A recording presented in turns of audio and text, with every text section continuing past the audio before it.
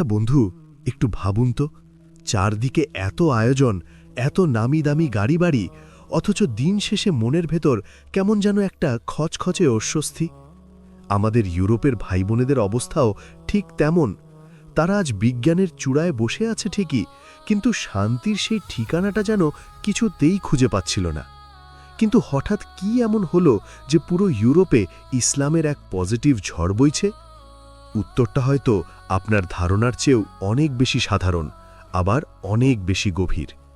দেখুন, একজন মানুষ যখন ল্যাবে বসে মাইক্রোস্কোপে প্রাণকোষ দেখছেন, আর হুবহু সেই বর্ণনাটাই যখন তিনি 1400 বছর আগের কোরআনে খুঁজে পাচ্ছেন, তখন কি তার গায়ের লোম খাড়া হয়ে উঠবে না?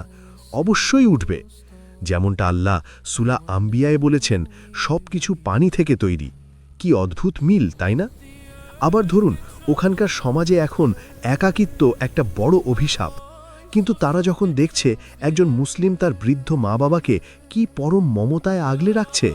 আমাদের নবীজি সাল্লাল্লাহু আলাইহি ওয়াসাল্লাম তো এটাই শিখিয়েছেন, পরিবার আর আত্মীয়দের সম্মান করা ঈমানের অংশ। ব্যাস, এই স্বচ্ছ ভালোবাসা আর লজিকটাই আজ ইউরোপের মানুষের হৃদয় কড়া নাড়ছে। এরপর আসে ইসলামের সেই অমোঘ সাম্যের বাণী, যা আজকের দিনে বড় বেশি প্রয়োজন, যেখানে নেই কোনো উঁচু নিচু, নেই কোনো বর্ণবাদ। ইউরোপের মানুষ যখন দেখে মসজিদে একজন রাজা আর একজন সাধারণ মানুষ কাঁধে কাঁধ মিলিয়ে দাঁড়াচ্ছে, তখন তাদের বর্ণবাদী ঘুণে ধরা সমাজ ব্যবস্থার বিপরীতে এই দৃশ্যটি এক পরম বিস্ময় হয়ে ধারা দেয়।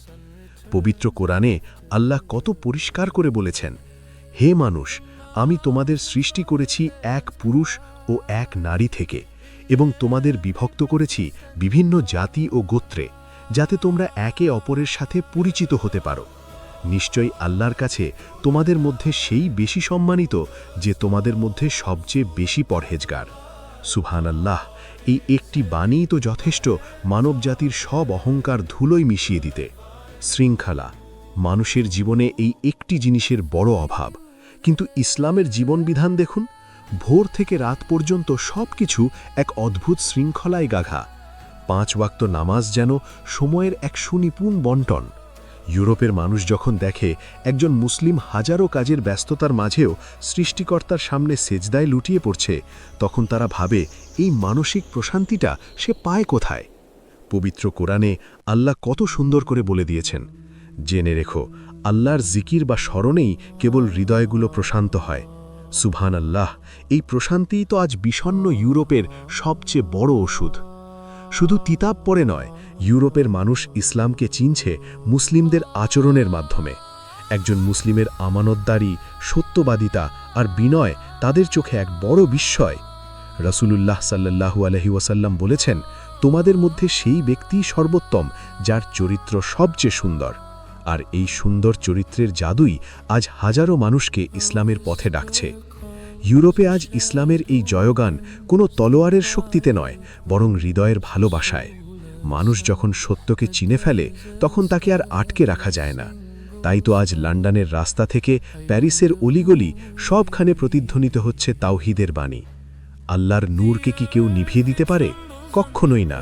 সত্যের আলো যখন একবার জ্বলে ওঠে, তখন আধার আর কতক্ষণ টিকতে পারে? ইউরোপ আজ সেই আলোর দিকেই ধাবিত হচ্ছে। প্রিয় দর্শক, আজ ইউরোপে ইসলামের এই জয়যাত্রা আমাদের শুধু একটি বার্তাই দেয়, শান্তি কেবল বস্তুর চাকচিক্যে নেই, শান্তি আছে স্রষ্টার আনুগত্যে। মানুষের তৈরি মতবাদগুলো দেয় মানুষকে কেবল সাময়িক আনন্দ, কিন্তু ইসলাম দেয় চিরস্থায়ী মুক্তি। আসুন আমরাও আমাদের জীবনকে সেই সত্যের আলোয় আলোকিত করি। আল্লাহ আমাদের সবাইকে হেদায়েত দান করুন। আমিন। For watching more videos, please subscribe the channel.